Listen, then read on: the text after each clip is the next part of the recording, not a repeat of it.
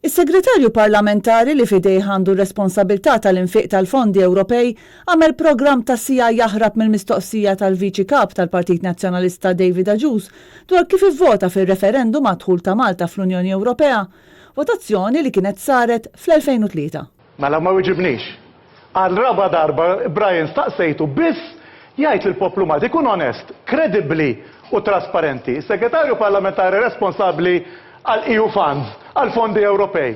Jedina xivvota fil-referendum, jekk hux favur, jew kontra li Malta ssir parti mill-Unjoni Ewropea biex inġibu daw il-fondi.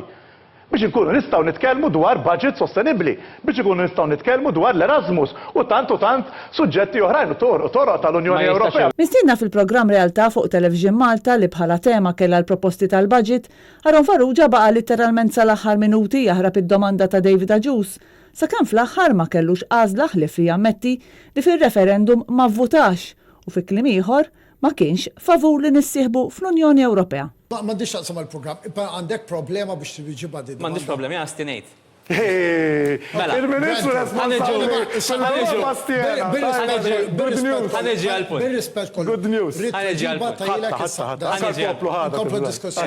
Jistarqot illum, jistarqot ma' David. Għas nolqot nisma' li responsabbli mill-finanzi tal-Ewropa ma' għazaf votajt. Kellu kull dritt. Illum jiena tlabtu. Pala l-frezza. Jien tlabtu. Mux jgħidli u jireferini u jireferi. Matul l-interventi tiegħu il-Viċi Kap tal-Partit Nazzjonalista qal li l-kredibilità irid ikollha bażi. Il-kredibilità li semma ħabib tiegħi Aron titlaq mill-fatt li dan kien partit li kien kontra l-Unjoni Ewropea.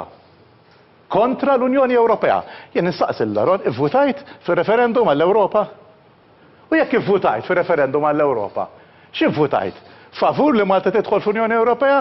Jew kontra Malta tidħol fl-Unjoni Ewropea biex ikonna il-lele importanti biex ikonna kredibilità tal-budgets li għandna llum. U l-ħabib tiegħi qiegħed fuq dan is-siġġu ħdejja, xogħlu llum huwa li dawk il-fondi li aħna ġibna mill-Unjoni Ewropea għax pajjiżna daħal fl-Unjoni Ewropea grazzi għall Partit Nazzjonalista jufqomu. Tul il-programm David Agius kellem dwar il-proposti li għamel il-Partit Nazzjonalista permezz tal-pre-budget document u dwar l-importanza tal-ippjanar meta wieħed ikun qed iħejji budget. Hemm affarijiet li trid tagħmilhom mill-ewwel. Imma affarijiet jieħdu xahar, imma affarijiet jieħdu 6 xhur, għandek oħrajn li tippjanhom għaliex tinvesti llum għal għada u għal pitada. Meta aħna meta konna fil-gvern konna nagħmlu skola ġdida kull sena, kien pjan ibbażat fuq numru ta' snin. David Agius semma l-problema tal-faqar, xi ħaġa li kien tant jitkellem dwarha anke Joseph Muscat meta kien għadu kap tal-Oppożizzjoni. Għandu wkoll xqal il-kap tal-Oppożizzjoni Joseph Muscat. Bitri kbar jedinna naħdmu biex neliminaw il-faqar. Issa Joseph Muscat ilu Prim Ministru 2013, 2014, 15, 16, 17, 18, 19, 7 snin. Issa dan għod naħseb minn budget tal-Gvern Laburista u meliminax il-faqar minn pajjiżna. Il-Viċi Kap tal-Partit Nazzjonalista fakkar kif Joseph Muscat sena ilu kien talab analiżi ta' kif qed jiġu kalkulati l-kontijiet tad-dawl u l-ilma wara li ħarġu anomaliji kbar fil-mod kif qed isiru.